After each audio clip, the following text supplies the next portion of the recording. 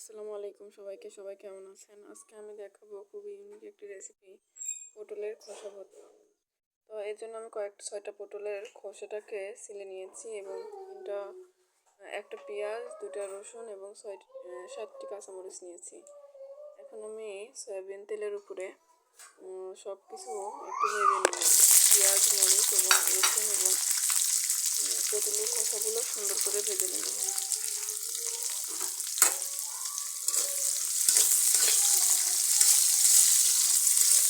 আমরা পটলের খোসাগুলো সবাই ফেলে দিই।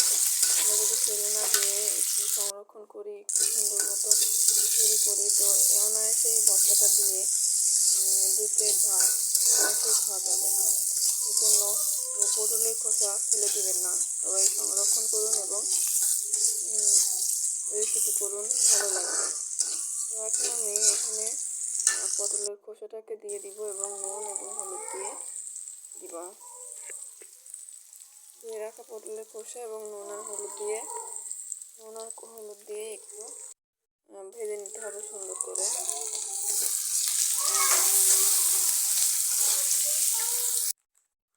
সুন্দর করে ভেজে নিতে হবে, হালকা করে সুন্দর আস্তে আস্তে ভেজে নিতে হবে।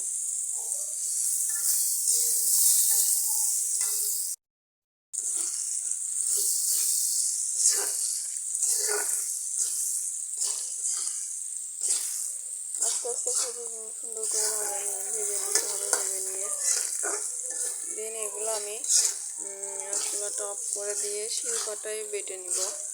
আমরা কম বেশি সবাই মেয়েরা যারা রান্নাবান্না করি শিলপাটায় বাটতে পারি।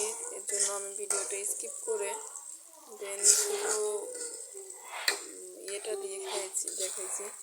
যেহেতু শিলপাটায় বাটা এটা দেখাতে গেলে অনেক লং একটা ভিডিও হয়ে যাবে, সেজন্য আমি বাটাটাকে স্কিপ করেছি। আপনারা কেউ চাইলে হাতের কাছে পাটা না থাকলে বা বাটতে মন না চাইলে ব্লেন্ডারে ব্লেন্ডও করে নিতে পারবেন, সমস্যা হবে না। সেক্ষেত্রে এখানে কোনো পানি ইউজ করবেন না। যে তেলে ভাজা হচ্ছে এই তেলটাও ব্যবহার করতে পারেন, আবার এটা না দিয়ে সরিষার তেলটাও ব্যবহার করতে পারবেন। দুটো দিলেই টেস্টি। ভর্তাটা যে কতটা মজা আপনারা ট্রাই না করলে বুঝতে পারবেন না। প্লিজ সবাই একবার হলেও ভর্তাটা ট্রাই করবেন, চেষ্টা করবেন এবং রেসিপিটা আমাকে কমেন্টে জানাবেন কেমন লাগলো। আমার কমেন্টে জানাবেন। এই পর্যন্ত আমি খুবই সুন্দর করে ভেজে নিচ্ছি।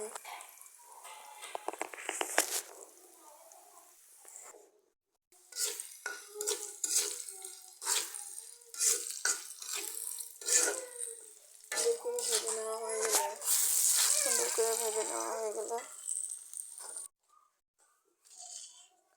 মশলাটাকে অফ ক্যামেরায় ব্লেন্ড করে নিয়েছি। দেখুন ভর্তাটার কতটা সুন্দর একটা কালার এসেছে, কতটা ইউনিক লাগছে। দেখতেই যদি এতটা ইয়ামি হয়, খেতে না জানি কতটা ইয়ামি হবে। আপনারা একবার হলেও ট্রাই করবেন ভর্তাটা।